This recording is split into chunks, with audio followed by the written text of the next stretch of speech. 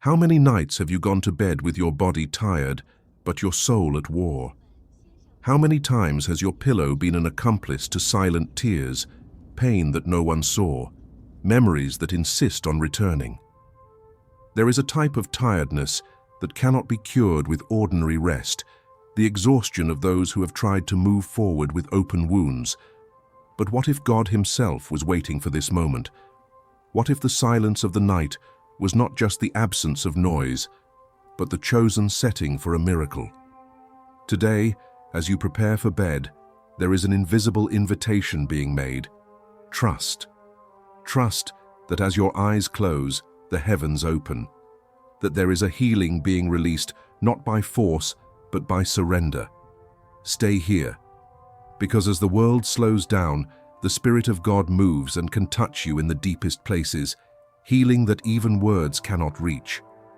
While the body is still and the eyes close, something much greater may be in motion. There is a silent, seemingly ordinary moment that God chose to act profoundly. Sleep, often treated as a simple biological necessity, actually carries a spiritual mystery that few realize. In the stillness of the night, while the world falls silent and thoughts lose strength, God may be restoring, healing, and touching areas that the rush of the day does not allow us to reach. The Bible is full of moments when sleep becomes sacred ground, not just as a respite, but as a setting for encounters with the divine. When the body rests, the heart can open. When the mind rests, the soul can listen. And when the senses are disconnected from the outside world, the spirit can be visited by a presence that heals, consoles, and transforms. It's not just about sleep, it's about trust. The sleep God offers is more than rest. It's surrender. It's the conscious letting go of our human attempts at control to acknowledge that there is a Creator taking care of every detail, even while our eyes are closed. Many people experience restless nights, not just because of insomnia, but because of an overburdened heart. The emotional burden, the physical pain, and the memories that keep coming back are signs that there is something that needs to be addressed on a deeper level. The psalmist wrote that he would lie down in peace and sleep because the Lord made him dwell in safety. This is not just a poetic statement, it is a spiritual key. The security that comes from God allows for true rest. A sleep that is not interrupted by anxiety, that is not dominated by fear or regret, but that flows from the certainty of being in the Father's hands. There is an intimate connection between healing and rest. The human body was created with extraordinary mechanisms of regeneration that work especially well during sleep. Cells are renewed, tissues are rebuilt, the immune system is strengthened. But it is not just the physical body that goes through this process. Emotions also find space for reorganization when we stop resisting and simply rest. Behind many illnesses, there are unresolved traumas, poorly digested guilt, and ignored pain. And when these issues are not addressed, the body reacts. Illness is often the cry of an exhausted soul. And it is at this point that sleep reveals itself as a divine gift, not as an escape, but as an opportunity for healing. God, in His wisdom, established rest as part of creation. At the end of each day, there is the possibility of a new beginning. Each night is a chance to let go of what we have not been able to resolve, what has hurt us, what is weighing us down. Darkness does not need to be feared when we know that it is also the setting for God's presence. There are people who, even when asleep, are touched by comfort. There are times when the answer that did not come during the day arrives in the form of inexplicable peace when lying down. On other occasions, the simple fact of being able to sleep deeply after restless nights is already a sign that something has been unlocked internally. It is not about magic, but about faith. It is not about techniques, but about trust. The Bible tells us that while Adam was sleeping, God built something essential. During his deep sleep, there was no effort, no planning, no awareness, just rest. And in that rest, God's work was accomplished. This teaches us that there are healings that do not happen through strength or understanding, but through surrender. When Elijah, overcome with anguish, wanted to give up everything, God allowed him to sleep. The prophet was not reprimanded, nor was he given a list of tasks. He rested, and it was in this rest that God began to restore his strength. Food came later, so did the walk.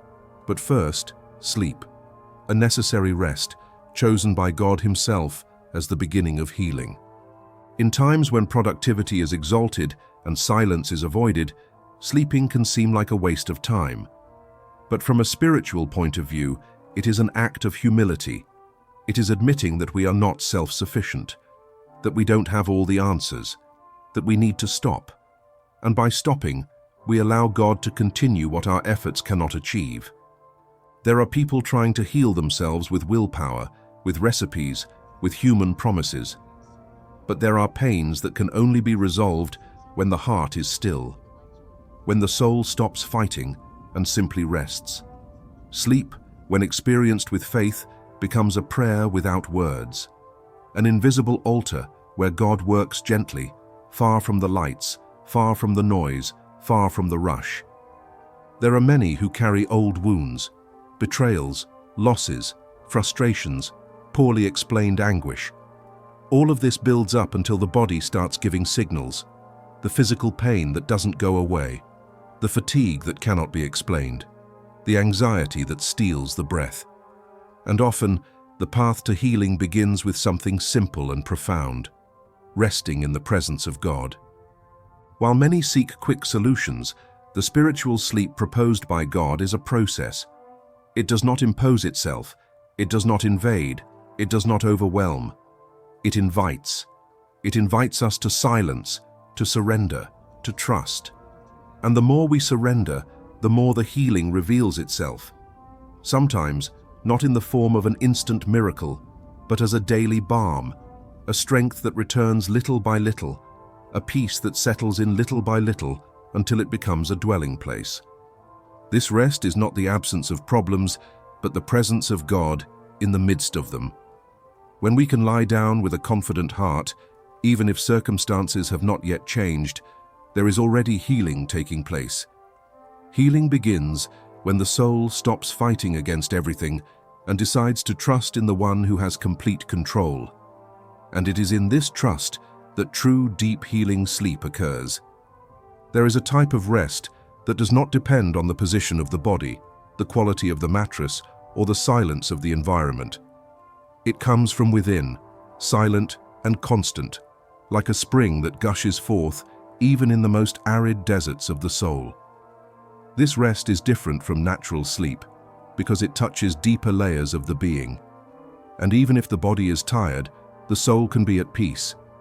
This is the rest that comes from above, offered by God since ancient times, preserved in the scriptures as a living promise to all who trust.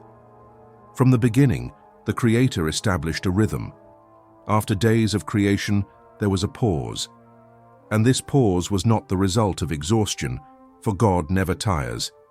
It was an intentional choice, a model of balance, a reminder that even what is perfect allows itself to be silent. This pattern is repeated throughout the entire biblical narrative, not as a burdensome commandment, but as a call to true life. The rest that God offers is spiritual, emotional, and physical. It is complete. And to ignore it is to ignore a gift offered in love. In ancient times, rest was understood as a sign of blessing. The land needed rest, as did the animals and families. In fact, there were certain periods when people were to stop their activities completely, trust in God's care, and simply enjoy the provision. It was not a question of unproductivity, but of trust, trusting that God's care is sufficient even when our hands are not working. This principle has not been lost over time. The human heart still needs to stop, not just sleep for a few hours, but to slow down internally, to stop trying to solve everything with logic and force. There are times when the greatest act of faith is simply to do nothing, to just rest. This does not mean neglect or apathy, but a deep recognition that God's presence is more effective than any human effort. In the book of Genesis, there is an episode that shows the depth of sleep in the divine plan. Jacob, fleeing and fearing for his life, lay down in a random place and used a stone as a pillow. Not at all comfortable, not at all safe. But at that moment, God decided to reveal himself. While Jacob slept, he saw a ladder that connected earth to heaven, and angels were going up and down it. That dream was not just symbolic, it was a concrete response to the insecurity in the heart of a man who did not know where to go. The ladder Jacob saw was not built by him. It was already there, revealing that heaven remains accessible even in times of flight, even when everything seems to be falling apart. And most importantly, this revelation came during sleep. It was not the result of a fast, an eloquent speech, or an act of bravery. It came in the vulnerability of rest. This teaches that God chooses moments of pause to reveal himself. When control slips from our grasp, when resistance gives way, he speaks. And he not only speaks, but he restores. Another character deeply marked by experiences of rest and divine intervention was Daniel. As an old man, he had visions while he slept, heavenly revelations that still echo in many prophecies today. His life was marked by discipline and prayer, but God also chose sleep as a means of communication. And amidst persecution, threats, and hostile environments, Daniel's heart found enough rest to be visited by God in the quietest hours. This dynamic reveals a spiritual pattern. Rest is not the end of the journey. It is an essential part of it. It is not the reward after effort, but the place where effort is no longer necessary. There are people trying to force healing, trying to push doors, trying to manipulate situations, when in fact what God expects is for them to simply rest. Not in passivity, but in trust. When the people of Israel were traveling through the desert, one of the most surprising commands was to stop. Even in the midst of scarcity, insecurity, and scorching heat, God commanded pauses. There were days when the manna did not fall, and the people should have prepared in advance. This taught not only obedience, but also trust in his continued care. And even when logic dictated moving forward, the command was to rest. This principle remains relevant today. Even today, there are situations in which the most spiritual thing to do is to stop. The restless soul seeks solutions everywhere, but as long as it is driven by desperation, it will hardly hear the voice of God. True rest requires inner silence, and in this silence, the Creator moves with precision. It is important to recognize that there is a healing cycle in rest. When the mind stops feeding on worries, when the heart stops struggling for answers, the internal environment changes. And this environment is essential for healing to occur. Many illnesses continue because the soul has not yet stopped its struggle. The healing that God offers does not come to those who are running aimlessly, but to those who stop and look to him. This look does not need to be a grand declaration. All it takes is a surrendered heart. A heart that says, even in silence, that it trusts. And when this trust is established, sleep ceases to be just biological and becomes spiritual. It is not only the body that rests, but the spirit as well. And it is in this environment that the impossible begins to happen. It is not uncommon for people to report profound changes after a night of peaceful sleep, without nightmares or interruptions. It is no exaggeration to say that sometimes a night of true rest can be more effective than many days of effort. Because in that space of silence, God was free to act without interference. He touched, healed, reorganized. And when the person wakes up, something inside them is different, even if they cannot explain exactly what happened. There is a silent invitation being made to each one who feels tired, a call to return to the center, to the secret place where the noise of the world does not reach. This place does not need a geographical location. It is available in the silence of the early morning, in the interval of a whispered prayer, in the moment when the heart decides to stop fighting. It is in this sacred space that sleep becomes healing and rest becomes encounter. A place where God acts without being seen, speaks without being heard with the ears, and heals in a way that only the soul recognizes. There are pains that cannot be explained with words. They do not leave visible bruises, but they lodge themselves in such intimate depths that time alone cannot erase them. They are wounds that form in silence, in repeated disappointments, in the voids left by broken promises. And even when the body tries to move on, the soul remains trapped in unresolved episodes, feelings that return in the form of anxiety, sadness, or insomnia. It is at this point that rest takes on an even more sacred dimension. For there are pains that can only be healed when surrendered to the discreet touch of God, and this often happens while we sleep. The human body responds to what the soul carries. Science has already proven that unhealed emotional traumas can cause physical symptoms, persistent headaches, unexplained fatigue, changes in breathing, heart rate, among many other signs. What many do not understand is that, behind these signs, there may be unprocessed memories, suppressed feelings, and unmourned losses. And trying to silence these manifestations with distractions or even with immediate solutions without addressing what is really at the root is only postponing a necessary confrontation.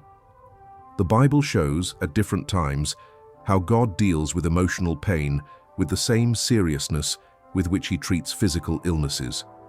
Jesus himself, during his earthly journey, not only healed the blind and the paralyzed, but also restored broken hearts. He reached out to those who were rejected, those who were despised, those who were carrying shame, hurt, or disillusionment. And his healing was never superficial. He went to the exact point where the soul had been wounded.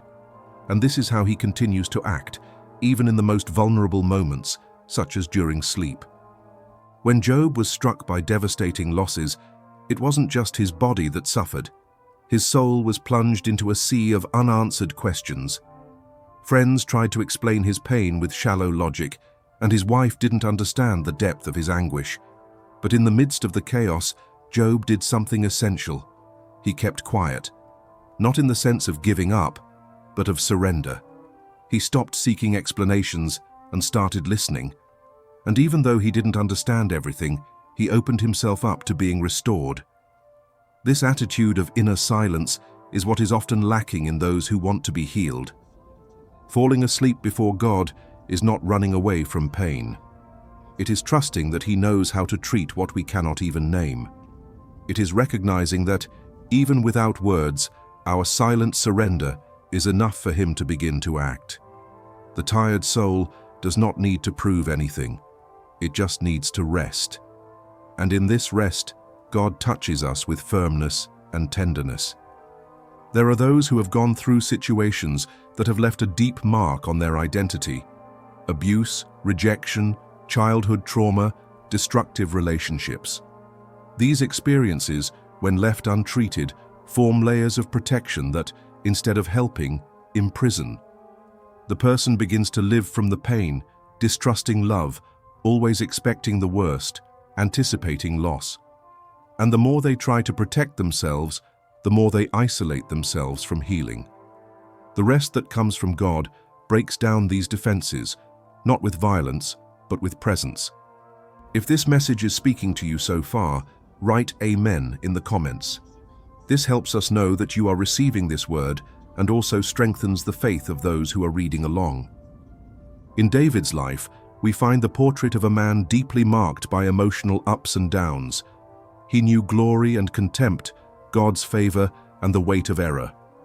In many of the Psalms he wrote, he pours out his soul with sincerity, without hiding his sadness, his guilt, his anguish. And in the midst of these outpourings, one constant appears, the desire to rest, to find peace, to sleep in safety. Not because the threats had disappeared, but because he knew who he could trust. There are nights when our hearts are so heavy that we fail to find words. Our eyes close, but our minds keep spinning, reliving pain, remembering offenses, and reliving fears. At these times, We need more than relaxation techniques. We need divine presence. And this presence does not have to be felt in a spectacular way. It can come in the form of gentle peace, comforting silence, and breathing that gradually calms down. Emotional healing often happens without any major outward signs. God works in a profound way, like a gardener who tends to hidden roots. He is not in a hurry, nor is he impressed by human haste. He deals with precision, respecting the time of each soul. And sleep can be the ideal environment for this process. When everything is silent, including our need to understand, he acts. Many people wake up crying without knowing why. Others fall asleep after weeks of agitation and wake up with an inexplicable lightness. These are small signs that something happened in the silence of the early morning. It was not just physical rest.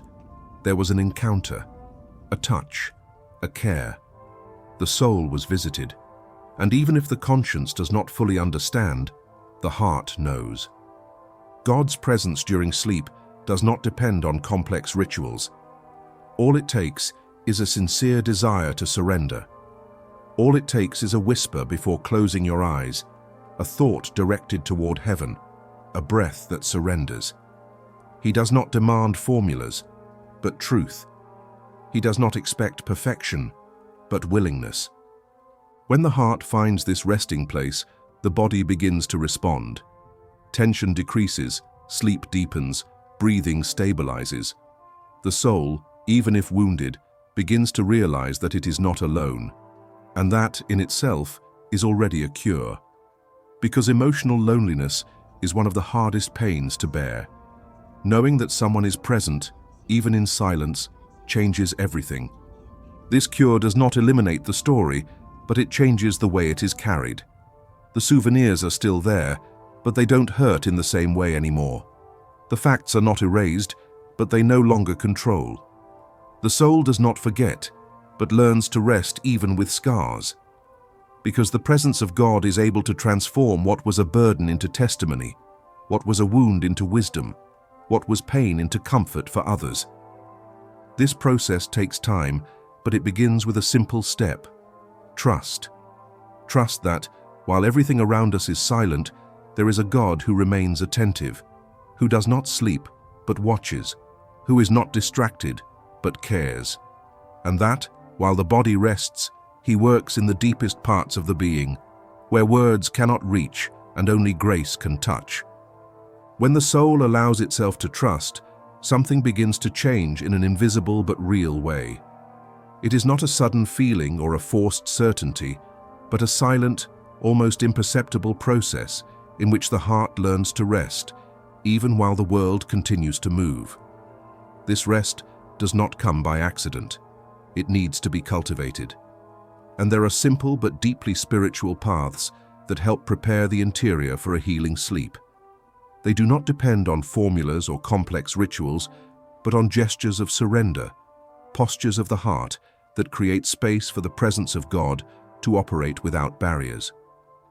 The first of these postures is silence, a silence that goes beyond the absence of sound.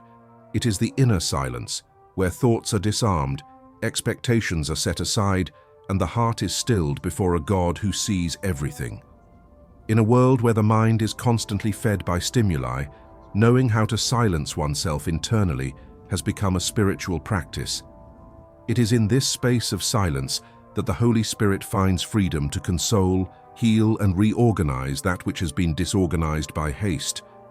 This type of silence can begin with a simple gesture: breathing with intention, inhaling calmly, exhaling lightly, recognizing the divine presence in each movement, not as a technique of control, but as an expression of surrender. Conscious breathing reconnects us with the present, and more than that, with the breath of life that we receive from the Creator.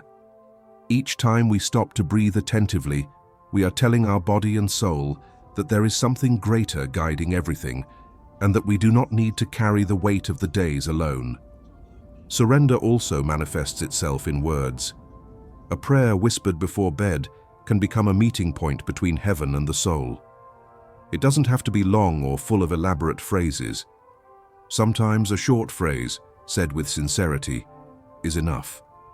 Something like, "Take care of what I can no longer handle," or "Receive what has burdened me today."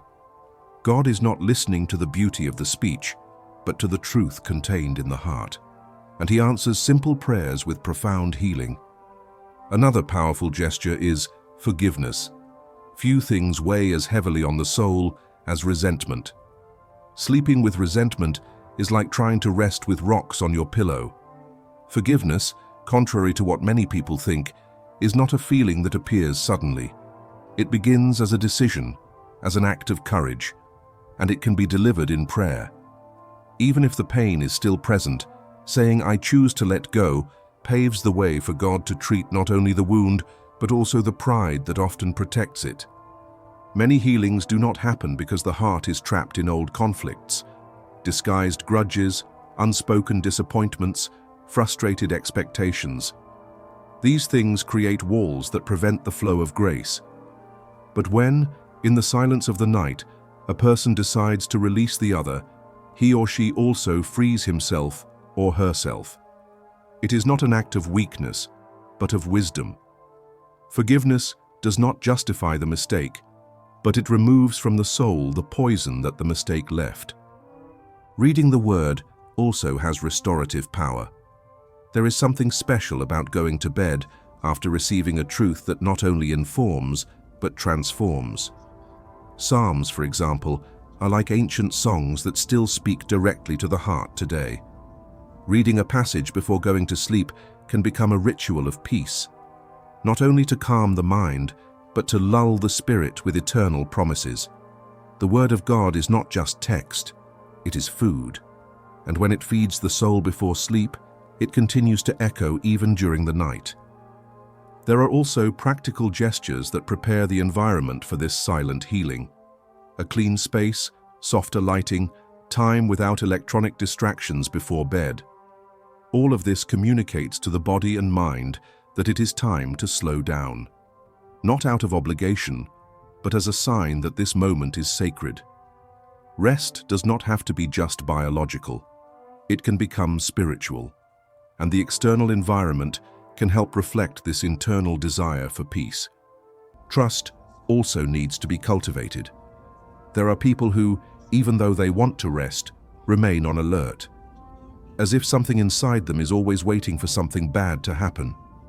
This constant tension prevents the body from surrendering to sleep and the soul from opening up to healing.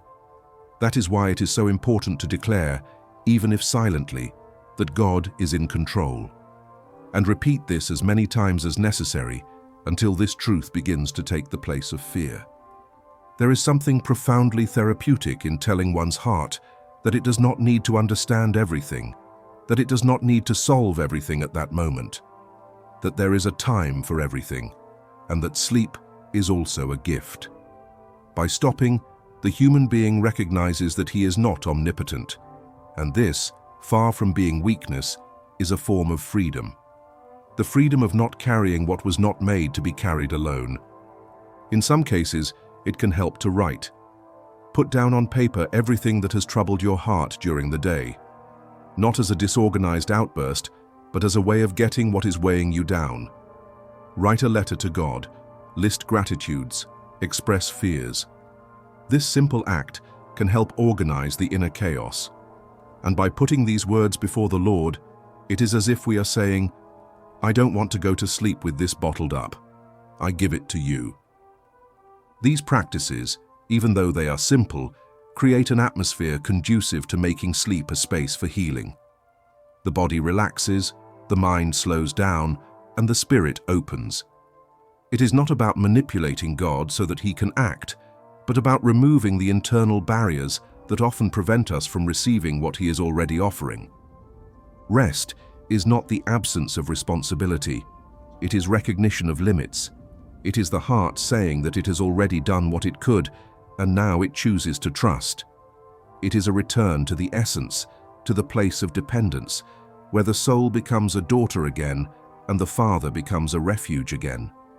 In this place, sleep is not just a break between days, but a sacred time when the sky touches the earth in silence, where the invisible moves and what seemed impossible begins to transform. All this while the eyes close and the soul surrenders. When the body finally rests and the heart is silent, the invisible begins to move.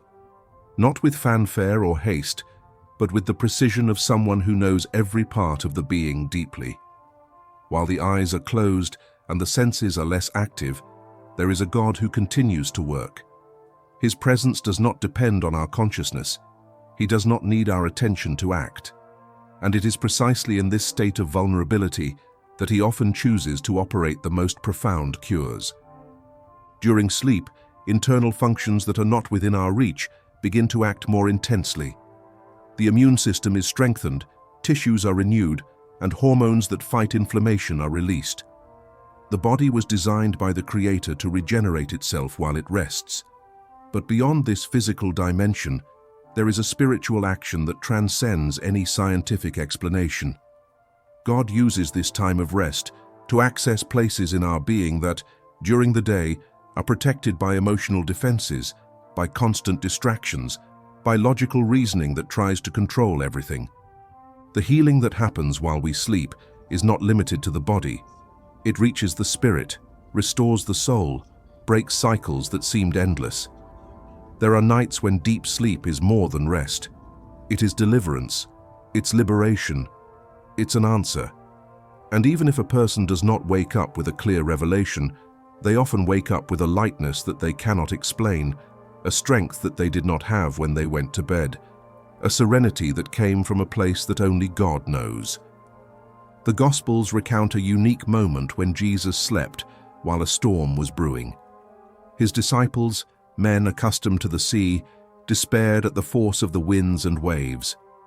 But Jesus slept. His sleep was not a sign of negligence or disregard for the suffering of others. It was a sign of total trust. Even in the midst of chaos, he knew that everything was under control. This scene reveals a profound truth. It is possible to rest even when everything seems out of place. Jesus' rest was not just physical. It was the manifestation of a peace that did not depend on circumstances. This same peace can dwell in those who trust. When the soul is anchored in God's faithfulness, fear loses its strength.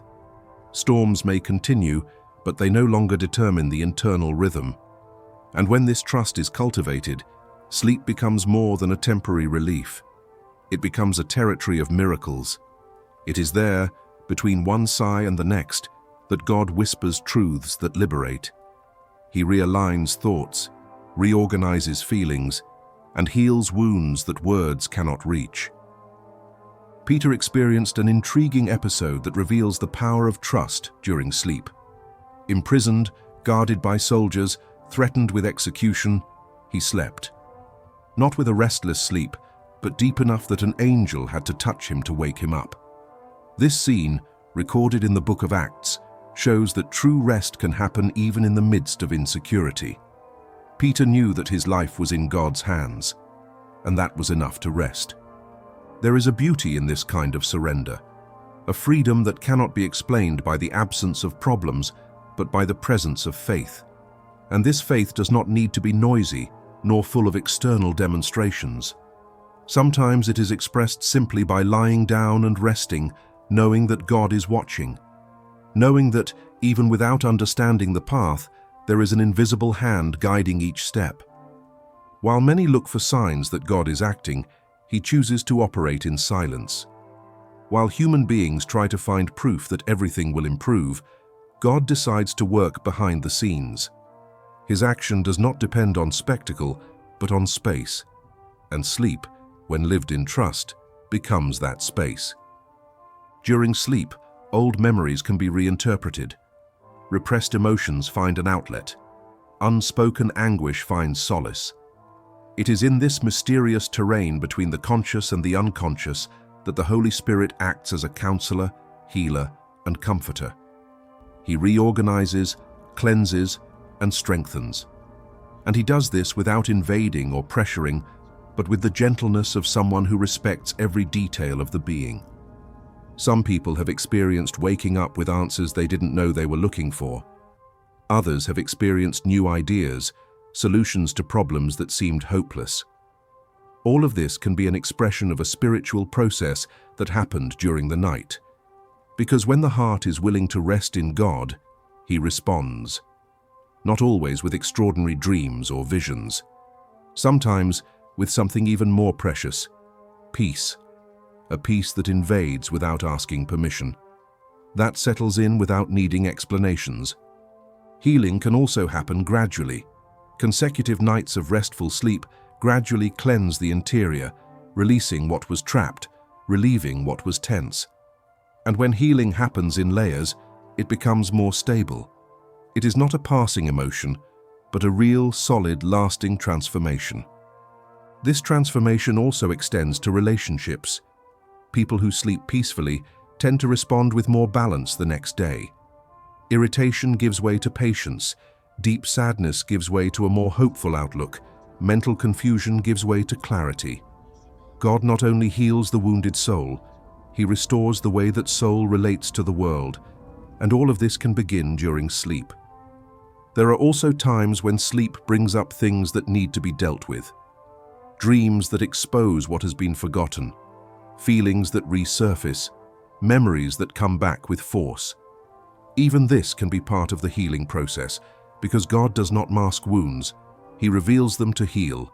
And when these revelations happen in the silence of the night, they do not come to condemn, but to heal, to free what was hidden. Nothing escapes God's eyes, not even the tears that fall on the pillow. He sees, welcomes, and responds. And even when sleep seems fragile and full of interruptions, He is present. He watches over every moment, guards every sigh, and accompanies every thought that still insists on resisting. His care never sleeps, and that is why we can rest. This reality changes the way we view the night. It stops being just the end of a difficult day and becomes an opportunity for a new beginning. Each night brings with it the chance for healing, renewal, and liberation. And this possibility is available to anyone who decides to trust. It doesn't matter what happened before. It doesn't matter how great the pain is.